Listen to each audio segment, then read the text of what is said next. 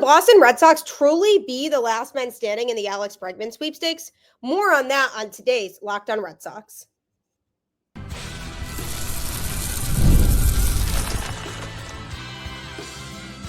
You are Locked On Red Sox, your daily Boston Red Sox podcast. Part of the Locked On Podcast Network, your team every day.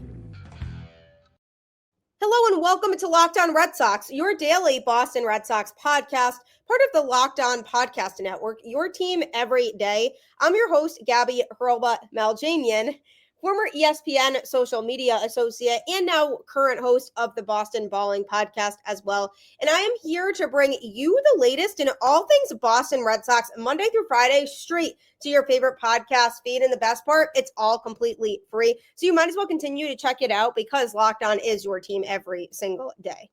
Today's episode is brought to you by Game Time. Download the Game Time app, create an account, and use code LOCKEDONMLB for $20 off your first purchase. Happy Wednesday. Welcome to the show. Time is ticking on this offseason, and besides the Dodgers, a lot of teams haven't been insanely aggressive when it comes to free agents. Like, yes, you'll hear of guys signing here and there with other teams, but the Dodgers have certainly been the story of the offseason with all the moves that they've made. And a little bit later on today's show, I'm going to be touching on a couple of those recent moves that they made and why that affects the Red Sox. And also talking about some small roster moves that the Red Sox made recently to increase their depth. But when it comes to the Red Sox in this offseason, looking back on everything that's happened so far, did they improve the pitching staff? Absolutely. And brought in some guys who are hopefully going to be reliable and help the Red Sox win games in those respective roles. But they still haven't made a big free agency splash. They still have yet to sign a big time free agent. And granted, they were trying for some. I mean, they made Juan Soto an offer that ended up not even being close to what he got from the Mets, but there was effort there. They put out an offer to Max Fried. He ultimately went to the Yankees because they gave him a year longer than what the Red Sox were willing to do. So it's not like they haven't made that kind of effort, but it does start to get frustrating when more and more of these big names start to go off the board. And then you think about what's left because the Red Sox still have a couple big holes they need to fill, including acquiring a right-handed bat that could help balance out the lineup and acquiring another high leverage reliever. So hopefully they do have a plan for those two areas and addressing them before the season starts. Because if we go into opening day, we can feel confident that the Red Sox will be a better team than they were this past year. But if we want them to be a true contender and feel confident that they can contend with other teams in the American League, they have to do a little bit more. And one big name who's still in the free agent market and hasn't signed anywhere yet is Alex Bregman. And he's been rumored to be affiliated with quite a few different teams this offseason, including the Detroit Tigers. But it has now been rumored that talks between Bregman and the Tigers are at a standstill as spring training gets closer and closer to being here. He's clearly the consensus best position player remaining in this free agent class. I don't think there's really a question about that there are no other position players that are at his caliber. So the Tigers are definitely still interested, which, I mean, makes a lot of sense. He'd be a great addition to their team. He knows AJ Hinch very well, so they have that relationship. But apparently negotiations are at a standstill with less than 1 month until the first full squad workout in spring training. Detroit does need a right-handed hitting third baseman and has the payroll flexibility to lock up Bregman, which is why I thought that the Tigers would be the biggest threat to the Red Sox for him. He turns 31 in late March, and it is primarily the Tigers, Red Sox, and Blue Jays who have been the biggest names as being seen as in on him. But he did reject a 6-year, $156 million contract to re-sign with the Astros because he wanted $200 million. And so we're waiting for him to sign somewhere. And it's really a matter of his decision-making and theirs about how you can close up that gap between what a team is willing to give him and what he wants. There's substantial interest in long-term deals, which is being rumored to be attached to Bregman's market. Who is interested in longer term deals? We don't really know right now. But talks are at a standstill between Bregman and the Tigers because they remain not really close in terms of what the team wants to give him and what he actually wants. And that's really promising for the Red Sox because simultaneously, while this report came out that talks are at a standstill with the Tigers, it also was rumored that the Red Sox are getting closer to signing him. So obviously take that with a grain of salt. You never really know if that's 100% valid or not. But the point is that the streets are talking when it comes to Alex Bregman. And I feel like his market is starting to heat up now, and he might be closer to a decision than we think. But they want to get the most out of Bregman, whoever he goes. So a team like the Red Sox, if they bring him in on a 5-year deal, they're going to want to get a reliable product from him on the field for all 5 of those years because they would much rather sign him for 5 years and have him be productive for 5 years than sign him on a 6 or 7 year deal and have him be productive for 4 or 5 years. So the idea is that if the Red Sox were to bring in Bregman, that he's somebody who they could see being valuable right now and over the next few seasons. And I've talked a lot about on the show why it would make sense for the Red Sox to bring in Bregman. He's a big right-handed bat whose power and versatility in his swing would be great for Fenway Park. And he's already shown that he can be a great hitter at Fenway Park because his career numbers against the Red Sox at Fenway have been pretty detrimental to their pitching staff. So obviously, if you're a Red Sox fan, you should be welcoming the idea of Bregman coming here. But what I find most interesting right now is that Bregman refuses to sign a short-term deal. So that's already something that he has made very clear. And while there was mutual interest between Bregman and the Tigers, there is a gap in perceived value. And I just wonder if he feels like the Tigers won't ever get to the point that he wants to be at and won't be able to offer what he's looking for. So he might have taken his foot off the gas a little bit when it came to negotiations with the Tigers because maybe he is losing interest a little bit after all of these talks have been going on and there hasn't really been a lot of progress towards a deal. So maybe he is leaning more towards not signing with the Tigers, which gives the Red Sox odds a lot better. And I did say this on the show previously. I said, I feel like Bregman wants Boston, and it's pretty clear that there are some people in the Red Sox organization that want Bregman in Boston too.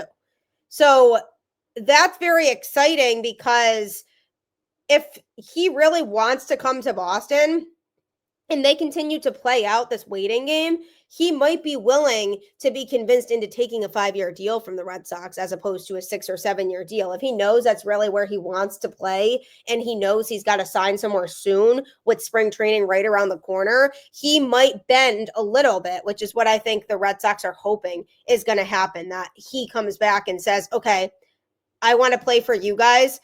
Let's make this happen. We can go shorter term if that's what needs to happen. So I have a feeling that even though it hasn't been directly said, that talks between Bregman and the Red Sox have picked up between the fact that it was allegedly stated that he and the Red Sox are closing in on a deal, while also the reports coming out about his talks with the Tigers being at a standstill. So obviously you don't want to believe all the rumors because you don't really know if they come with validity or who's saying it, if they're just saying it for clickbait or for wanting people to think that they're a little bit more reputable than they are. So rumors are what they are, but I don't think the timing is coincidental.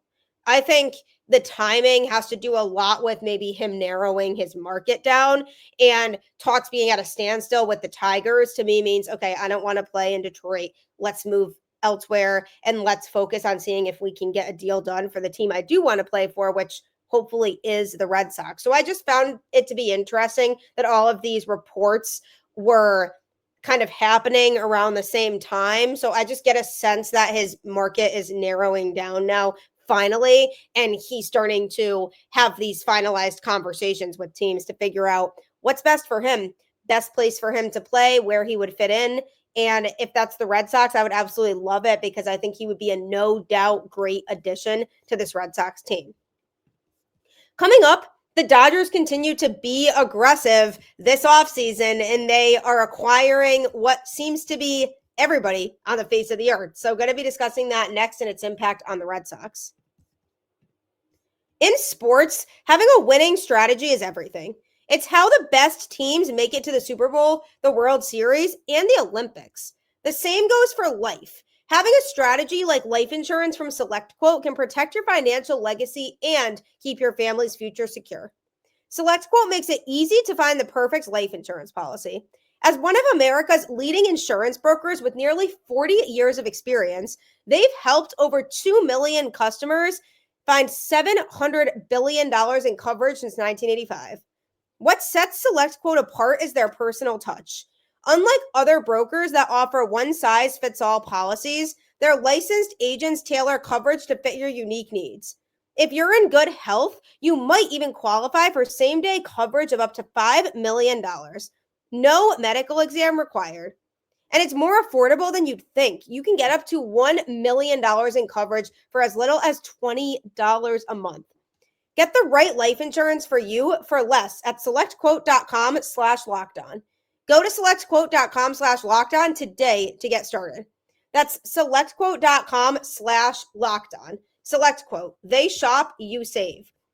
It's so important these days to have a good life insurance policy. It can be really reassuring knowing you have the right fit for you. So make sure that you take advantage of the services that SelectQuote has to offer, because I definitely think it'll be really valuable for you in the long run. As we get ready to move closer to spring training and the 2025 Major League Baseball season, the Red Sox still have some holes in their roster that they need to fill. And one of those spots is a right-handed bat. And I've talked about Alex Bregman and how maybe a deal is coming and maybe the rumors have some validity to them that the Red Sox could be close to signing him. It's all speculation right now, but lots of weird coincidences that happened over the last few days. And signing Bregman would no doubt make the Red Sox lineup a lot better. And he's a veteran who can guide some of the younger players to help show them what that winning mentality looks like. But if the Red Sox go out and sign Bregman, great. But they also do still need another high leverage reliever to come in and pitch in those big situations out of the pen. And even if it's not somebody who is a bona fide closer or has been a closer for their whole career, at least if it's somebody who's shown success a little bit in the closing role and maybe even also in the setup spot, then it creates that flexibility of allowing for them to put that person in the closing spot, as opposed to trying to see if Liam Hendriks can close games, which is, as of right now, if they were to go into opening day with this roster, I feel like they'd be doing. I think they would be going out there and trying to make Liam Hendriks the closer, which nothing against Hendriks at all. I actually think he's going to be a good addition to this Red Sox team when he hopefully bounces back in 2025 after missing a lot of time with injury. But is he going to be able to provide the value that you need from somebody in the closing spot in his first season back with the team after missing all of this time? Do we know that he's going to be effective enough to be in that role? We don't know. And the reality is we're not going to know right now because we don't know how the surgeries impacted him physically. And he says he's feeling good and that he's ready to go for the season, but you really never know. So I'm hoping that over time, maybe he can work into that closing spot if he's showing that he's dominant in another area out of the pen. But for me, I'm looking at this situation and I'm saying putting Liam Hendriks into the closing role right now brings a lot of uncertainty and honestly a little bit of uncomfortability, because you're basically saying, okay, we're okay with banking on it. Like, we're okay with banking on Hendriks being the closer. And if it doesn't go well, then at least we tried. That's what that mentality really feels like to me. And in order to avoid that, bring in a solidified high leverage reliever who could be in that role, who has been dominant and has shown the success rate of what it takes lately, because obviously Liam Hendriks is a great pitcher who has had great seasons where he's been dominant, but you don't know when he's been removed from the game for a bit. You need to get guys who have been throwing and have kept up with it, and you know what they have. So that way, then those could be the options to start off with in the closer role. And then maybe you work Liam Hendriks into the mix, fighting for a closer spot later on. So who are some of those guys? Tanner Scott and Kirby Yates, both guys that I really wanted the Red Sox to go after this offseason. And where did they both go? You probably already guessed it in your head, but yes, they both went to the Dodgers, as if the Dodgers need more pitching because they already have an absolutely stacked rotation and an absolutely stacked bullpen. But yes, both of those guys went to the Dodgers, and ultimately, I don't blame them, because the Dodgers have shown that they can build an empire. They can build a team that's going to win. So naturally, free agents are going to gravitate towards going to the Dodgers, because they already also got Sasaki last week. So bringing him in, and then these two relievers also, who are going to make what's already a very strong bullpen even better. I mean, look out, league. That's a little bit scary. But you might be asking what this has to do with the Red Sox.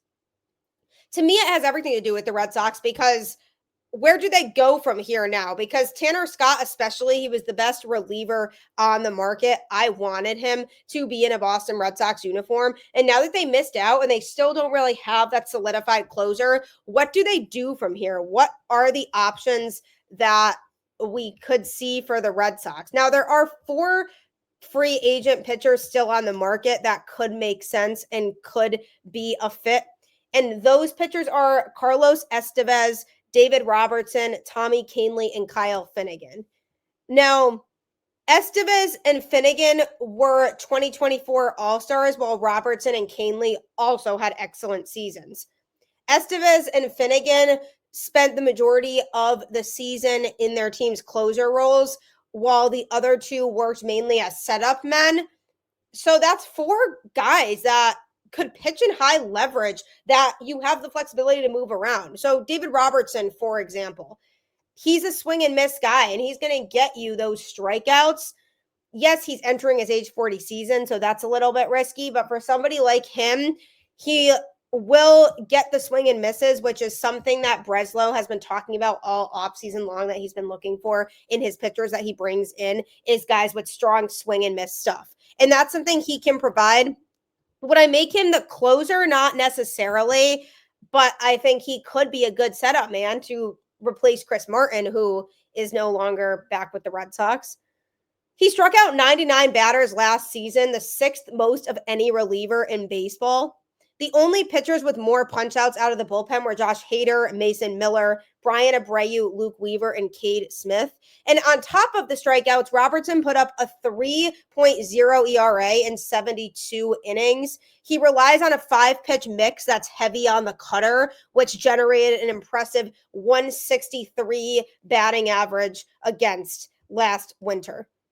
And he should also be relatively cheap on an affordable 1-year deal, which is what the Red Sox like. And he has a 16-year track record of excellence. So this is totally 100% a Red Sox type of signing.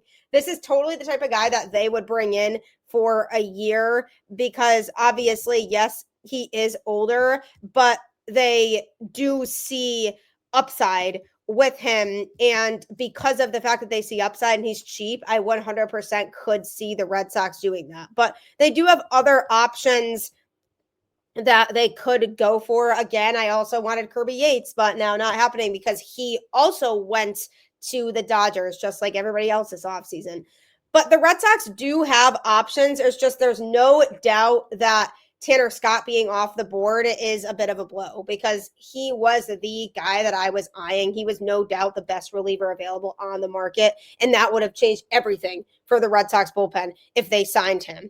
So whoever the Red Sox do end up signing now will be tasked with handling lots of key situations this season in whichever inning Cora needs him to throw in. And that's a lot of pressure. So that's why you do want to get somebody in there who is experienced in a lot of high leverage situations, so that when the season starts, if they have a 1-run lead in the 8th that they are trying to hold, you have to know you can pull this guy and say, hey, we need you to pitch the 8th inning, and for him to open the door and then shut it quickly.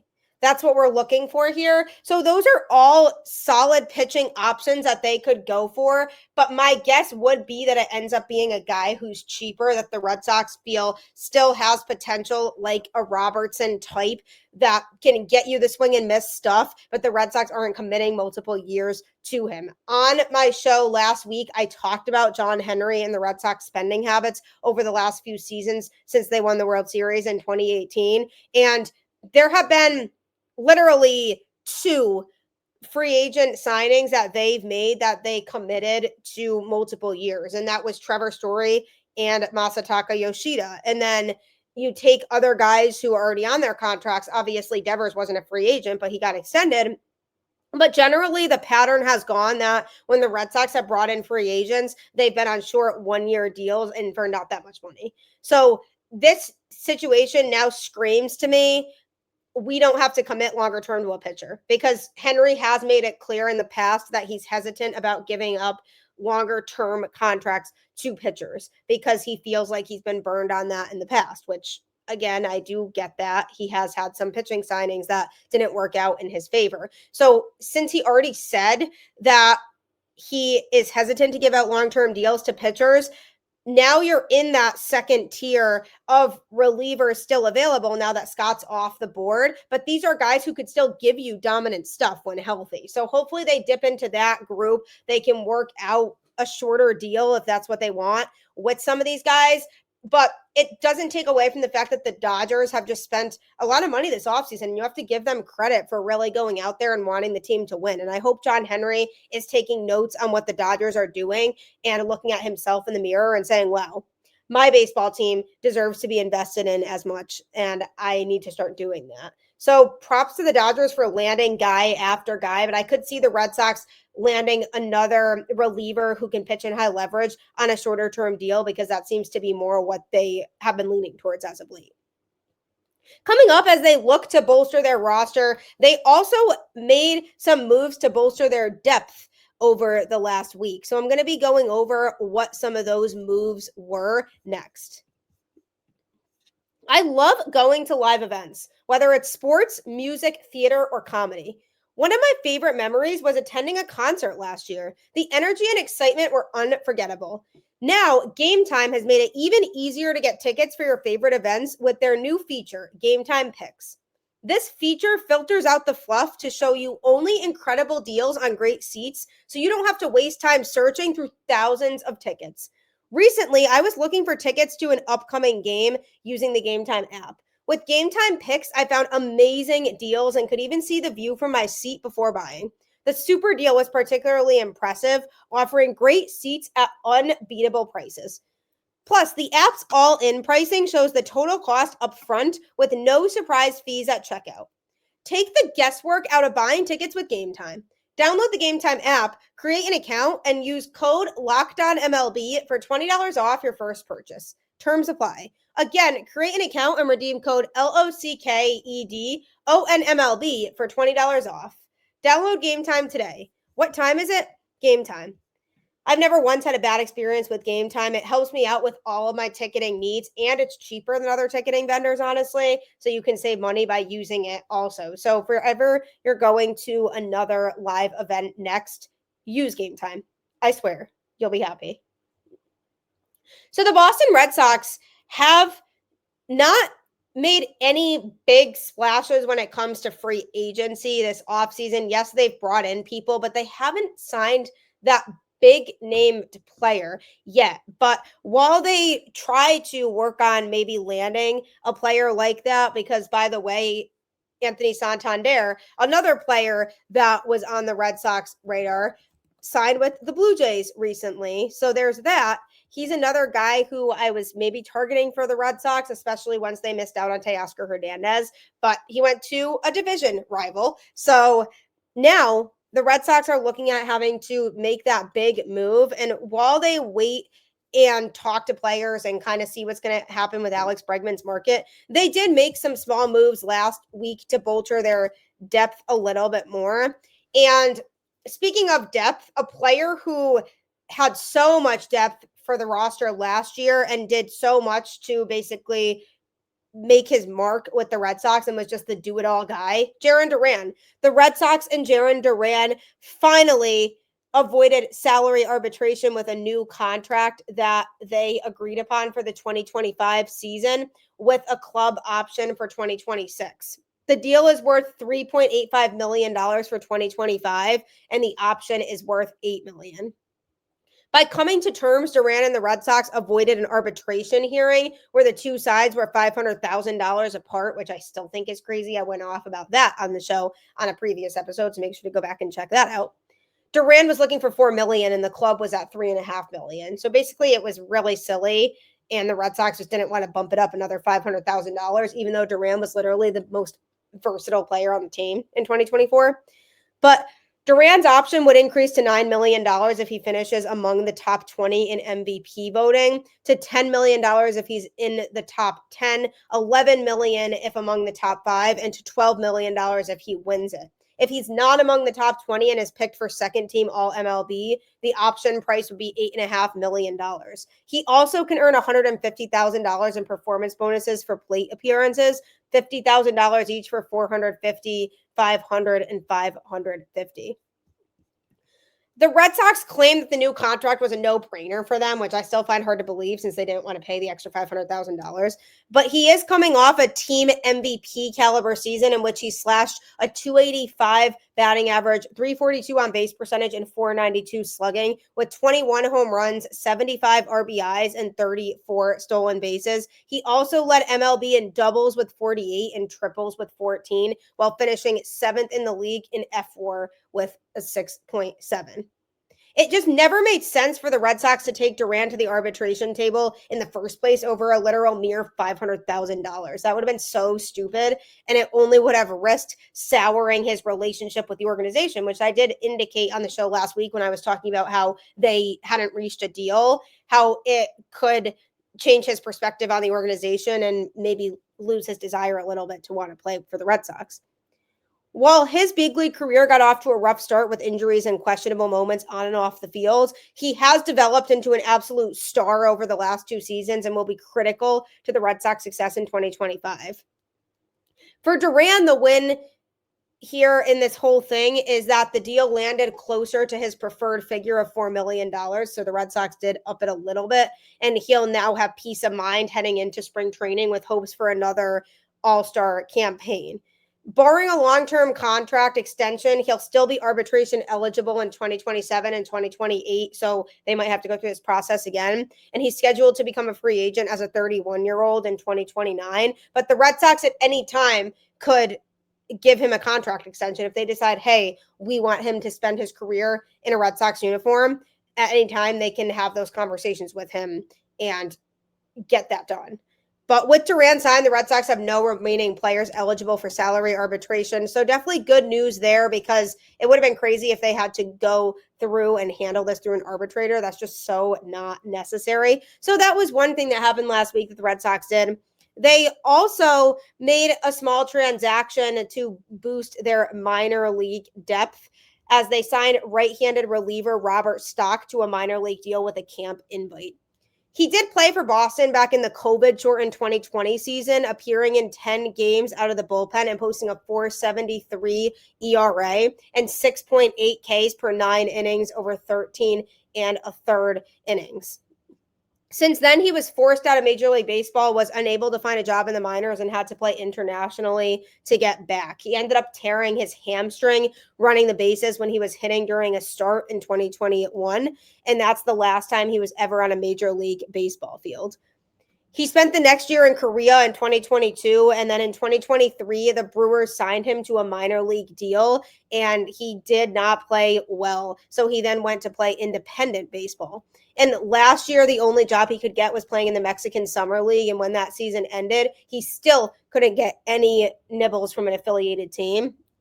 So he then went down to the Winter League where he continued to work and develop his pitches, and he found a lot of success in the Winter League. So the Red Sox were like, hey, let's take a chance on it, bring him back here and see what he does. But it's a scenario where he'll have a chance to compete for a major league spot during spring training, but even if he begins the year in the farm system, it'll be the first time he's pitched for an affiliated team since 2021, and that'll be a cool moment for him. But the Red Sox definitely do need to see him prove himself a little bit before they just give him a spot on the major league roster. So chances are we'll see him primarily in the minors, and then obviously if somebody gets hurt, maybe he gets an opportunity to come up, but he definitely needs work in the Red Sox minor league system first.